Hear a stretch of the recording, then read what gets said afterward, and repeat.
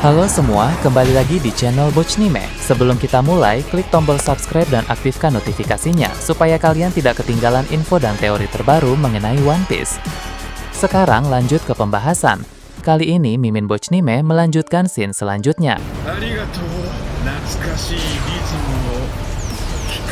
そうだ過去から俺がお前を助けるいつだってそうだろ Melanjutkan pembahasan Mimin sebelumnya, kali ini Shanks memperlihatkan kembali percakapan antara Shanks dan Kurohige di tengah Pulau Hachinosu. Dari analisis Shanks selama pertarungan ini, semakin menguatkan dugaannya bahwa Kurohige memiliki kepribadian ganda di dalam dirinya. Terkadang Kurohige terlihat ceroboh dalam pertarungan, namun terkadang Kurohige juga terlihat bertindak sangat cerdas. Perbedaan sikap dan raut wajah itu tampak tidak normal, seolah memang ada kepribadian lain di dalam tubuh Kurohige. Kepribadian lain itu terindikasi adalah kepribadian dari ayahnya, yaitu Rox di Zebek. Shanks ingat pada masa lalu, Roger pernah menceritakan tentang sang legenda Rox di Zebek. Berdasarkan perkataan Roger, setelah insiden God Vane berakhir, jasad Rox di Zebek tidak pernah ditemukan. Padahal Silver Rayleigh sebagai tangan kanan dari Zebek berencana ingin memakamkan Zebek dengan cara yang layak. Namun ketika Rayleigh berkunjung ke God Valley yang sudah hancur, jasad itu tidak ada di sana. Roger tadinya ingin membantu Rayleigh mencari jasad itu di sana. Namun ketika mereka ingin datang ke Pulau God Valley lagi, pulau itu sudah hilang entah kemana. Padahal mereka sudah mengikuti Eternal Pause yang mengarah ke pulau itu. Awalnya Roger berpendapat bahwa jasad dibawa oleh pihak pemerintah dunia. Nah, Shanks pada saat itu masih kecil pun sepakat dengan pendapat dari Roger. Bertahun-tahun pun berlalu, Roger dieksekusi dan Shanks mulai beranjak dewasa. Seperti yang kita tahu, Shanks pernah sempat tinggal di Mary G. Wise dan menjadi ksatria dewa di sana. Nah, pada saat itu Shanks mencari semua informasi soal seluk-beluk Mary G. Wise. Sekalian juga dia penasaran, apakah memang jasad Zebek benar-benar dibawa oleh pihak pemerintah dunia atau tidak. Namun setelah bertahun-tahun mencari, jasad Zebek tidak pernah ditemukan di sana. Sehingga menurut Shanks, pendapat Roger di masa lalu itu ternyata salah. Jasad tidak dibawa oleh pemerintah dunia, melainkan memang menghilang secara misterius. 2 tahun lalu saat perang Marineford, Kurohige pernah melakukan hal yang misterius terhadap jasad Whitebeard. Para komandan Whitebeard menutup tubuh Whitebeard dengan kain hitam. Lalu Kurohige masuk ke sana dan ketika dia keluar, dia sudah mendapatkan kekuatan Gura-Gura Nomi milik Whitebeard. Nah, Shanks curiga sepertinya Kurohige juga melakukan hal yang sama kepada Rox di Zebek. Entah bagaimana caranya, jasad berhasil didapatkan oleh Kurohige. Jasad itu telah diawetkan sehingga masih utuh dan tidak membusuk. Kurohige pun melakukan ritual yang sama kepada jasad ayahnya itu. Dia menutup jasad ayahnya itu dengan kain hitam dan kemudian menyerap kekuatan darinya. Berhubung Zebek bukanlah pemakan buah iblis, maka yang Kurohige ambil darinya adalah sesuatu yang lain, yaitu kekuatan haki dan juga jiwa milik Zebek. Itulah yang membuat Kurohige seolah memiliki kepribadian ganda. Ketika sifatnya ceroboh dan konyol, itu adalah jiwa Kurohige yang asli. Namun ketika sifatnya cerdas dan mengerikan, itu berasal dari jiwa Zebek yang sedang mengambil alih. Haki Kurohige juga terasa berbeda di tiap serangannya. Terkadang hakinya terasa lemah dan mudah untuk diatasi. Namun terkadang hakinya terasa lebih kuat. Menurut Shanks, ketika kepribadiannya berganti, bukan hanya sifatnya Faji yang berubah, tapi kualitas hakinya juga ikut menjadi berubah. Jadi jika hakinya terasa lemah, berarti Kurohige yang sedang mengambil alih. Namun ketika hakinya terasa kuat, itu berarti jiwa Zebek yang sedang mengambil alih. Dari akumulasi semua informasi yang Shanks dapat, itu bisa disimpulkan bahwa pendapat Shanks memang benar. Ada jiwa Zebek di dalam tubuh Kurohige. Dan kini Shanks akan berusaha memaksa jiwa itu untuk muncul lagi. Caranya adalah dengan memojokkan lagi Kurohige seperti tadi. Berhubung sebelumnya Shanks sudah menyerap banyak haki dari pedang Raven miliknya, maka kini dia memancarkan haki yang sangat besar untuk segera menyerang Kurohige. Kurohige berusaha menahan dengan gabungan dua kekuatan buah iblisnya. Dia menggunakan tekanan Gura-Gura Nomi dan juga dilapisi dengan kegelapan Yami Yami Nomi. Namun tebasan Shanks kali ini terlalu kuat, sehingga tebasan itu melesat menembus pertahanan Kurohige dan seketika mengenai tubuh Kurohige. Di momen itu, ekspresi Kurohige mulai berubah lagi. Dari yang tadinya terlihat ceroboh menjadi lebih serius dan mengerikan. Shanks pun berkata, akhirnya kepribadian itu muncul lagi. Ternyata memang benar, kepribadian Zebek itu baru akan muncul ketika Kurohige sedang dalam keadaan terdesak. Berpindah ke area lain, pertarungan Mihawk dan Ben Beckman melawan Shiryu,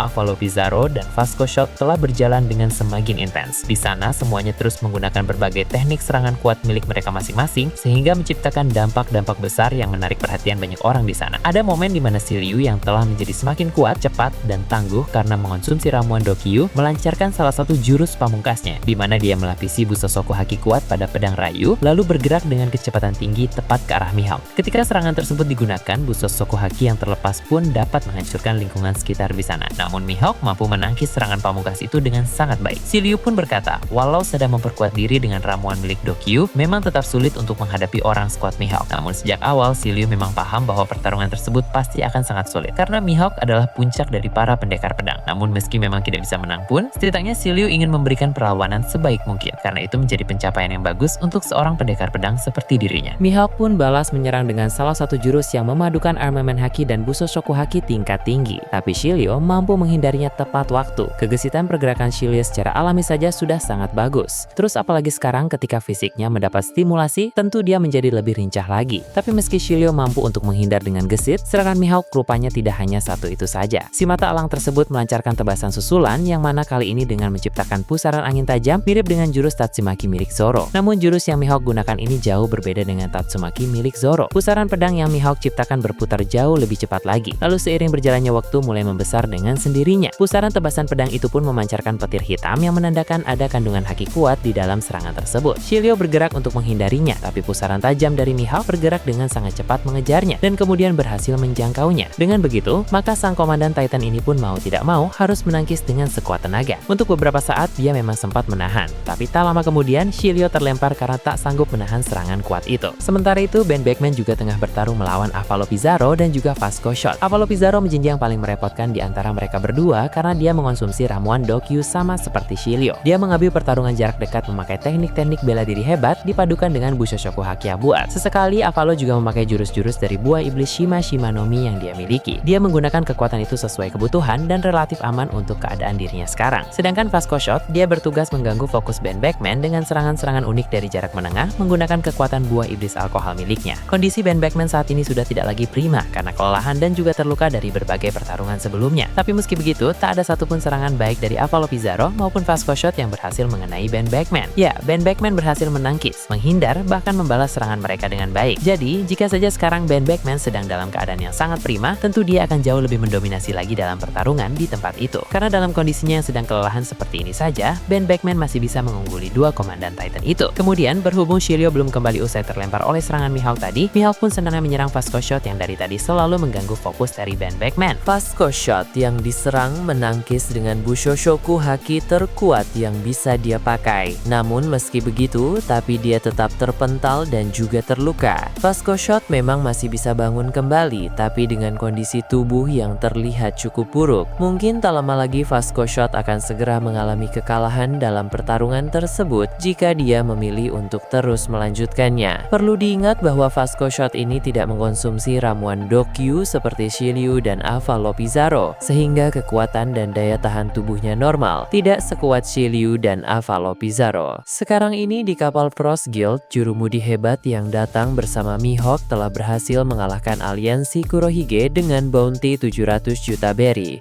Itu adalah pertarungan yang cukup sengit karena setelah berhasil menang, si jurumudi ini juga terluka dan juga kelelahan. Sambil duduk di kapal itu, dia kembali memakai teropong untuk memantau kelanjutan aksi dari Mihawk di sana. Nah, saat dia memantau lagi pertarungan itu, Shiryu sudah kembali untuk segera menyerang Mihawk dan Ben Beckman juga masih berhadapan dengan Avalo Pizarro di tempat itu. Jurumudi ini bisa melihat keunggulan dari Mihawk dan Ben Beckman yang terlihat semakin jelas. Dia pun bicara sendiri dengan berkata dia tahu betul siapa itu Shiryu dari reputasi mengerikan yang pernah dia dengar. Pada masa lalu, orang itu dijuluki sipir Impel Down yang sangat kuat dan juga kejam. Dia selalu membantai para tahanan tanpa alasan yang jelas sehingga dirinya pun akhirnya dipenjara. Lalu 2 tahun lalu, sipir kejam itu menjadi kru bajak laut Kurohige ketika Kurohige menyusup ke Impel Down. Selain soal Shiryu, si jurumudi ini pun tahu siapa itu Avalo Pizarro. Dia adalah seorang raja korup di suatu kerajaan yang dijebloskan ke dalam penjara Impel Down level 6. Sampai pada akhirnya dia dibebaskan oleh Kurohige dan kemudian direkrut. Baik Shiryu maupun Avalo Pizarro sama-sama memiliki nama besar dan reputasi yang sangat menakutkan. Di mata para bajak laut biasa pada umumnya, dua orang itu adalah sosok yang sangat mengerikan. Namun berhubung yang dihadapi oleh Shiryu dan Avalo Pizarro saat ini adalah Mihawk dan Ben Beckman, dua penjahat kelas kakap dari bajak laut Kurohige itu terlihat tidak ada apa-apanya. Mihawk dan Ben Beckman malah terlihat lebih mengerikan dibanding dua penjahat itu. Kemudian akan diperlihatkan informan Morgans yang terlibat dalam pertempuran di Pulau Hachinosu ini. Informan yang sedang menyamar itu tidak berniat benar-benar ikut bertempur, melainkan dia hanya menyusup saja untuk memantau keadaan dan menyampaikan berita itu kepada Morgans.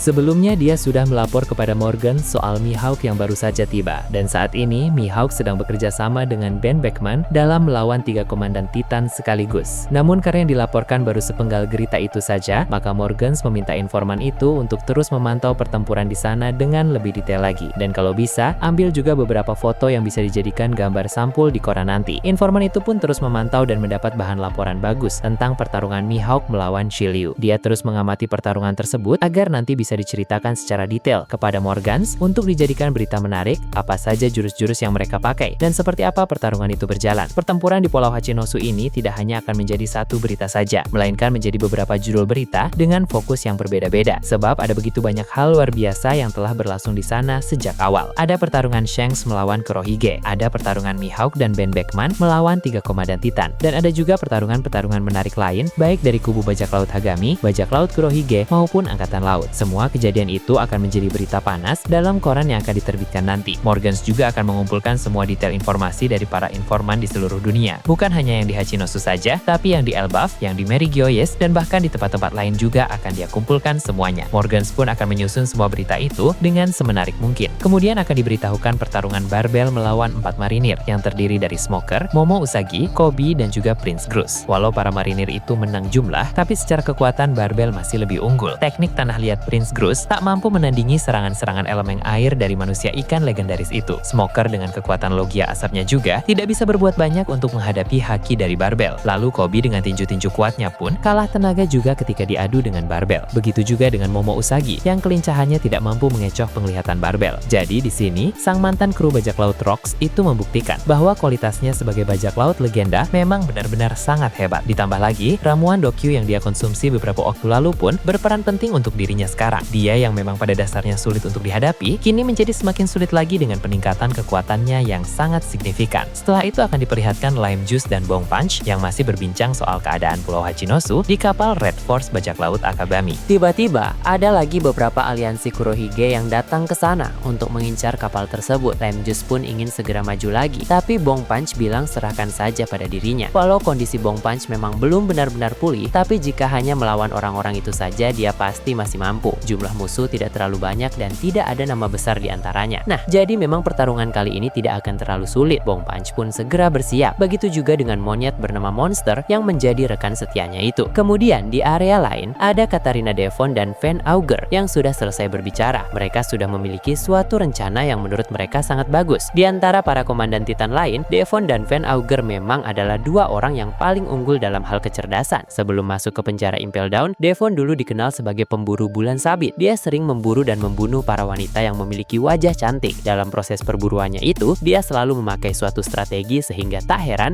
jika setelah di dalam bajak laut Kurohige ini juga, dia selalu merancang suatu strategi yang bagus. Van Auger juga sama. Dia dikenal sebagai penembak jitu yang penuh dengan strategi. Jadi kecerdasan dari dua komandan Titan ini selalu dimanfaatkan untuk membuat suatu rencana dalam situasi yang genting seperti yang sedang terjadi di Pulau Hachinosu ini. Beralih ke Merigoyes, pertempuran di sana masih terus berjalan dengan sengit. Di salah satu area, Dragon dan Sabo sedang bertarung melawan Warkuri. Jupiter sebelumnya sudah terluka dan harus beregenerasi cukup lama setelah terkena serangan gabungan dari Dragon dan Sabo. Jadi kali ini tinggal Warkuri saja yang harus mereka hadapi. Dragon dan Sabo memang berhasil unggul di sana, tapi Warkuri pun tetap bisa bertahan dengan sangat baik. Seperti yang kita tahu, di antara para Gorosei, Warkuri memang adalah yang paling tangguh. Kekuatan pertahanannya sangat luar biasa, sehingga walau Dragon dan Sabo sangat unggul, tapi untuk sekarang mereka belum bisa melancarkan serangan yang benar-benar bisa membuat Gorosei itu mengalami cedera serius. Dragon akan mulai lebih serius lagi dalam melancarkan serangannya lebih kuat karena Gorosei yang satu ini memang memiliki pertahanan yang sangat tangguh. Di area yang berbeda, Nusjuro yang saat ini belum bisa bergerak karena kehabisan haki bertanya kepada Garling, kira-kira kapan haki Garling akan semakin pulih dan bisa beraksi kembali. Garling memang sekarang sudah bisa bergerak sedikit dan mulai bisa bangkit, tapi dia belum bisa terlibat pertarungan lagi karena itu masih belum cukup. Alasan haki Garling bisa lebih dulu pulih dibanding Nusjuro karena ada dua faktor. Pertama,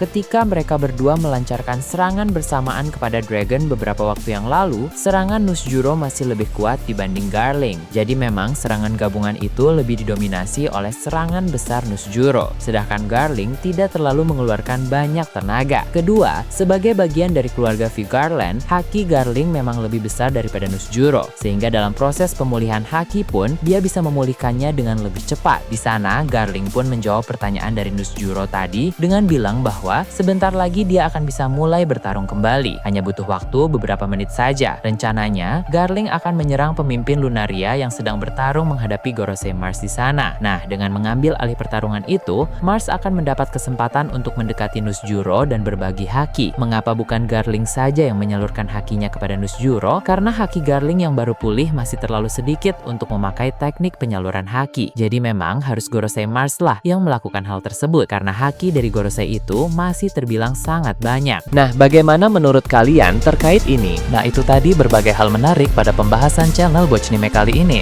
Menurut kalian bagaimana? Silahkan tulis di kolom komentar di bawah. Oke, segitu saja untuk pembahasan kali ini. Jangan lupa like, share, dan subscribe untuk video menarik selanjutnya. Peaceful World!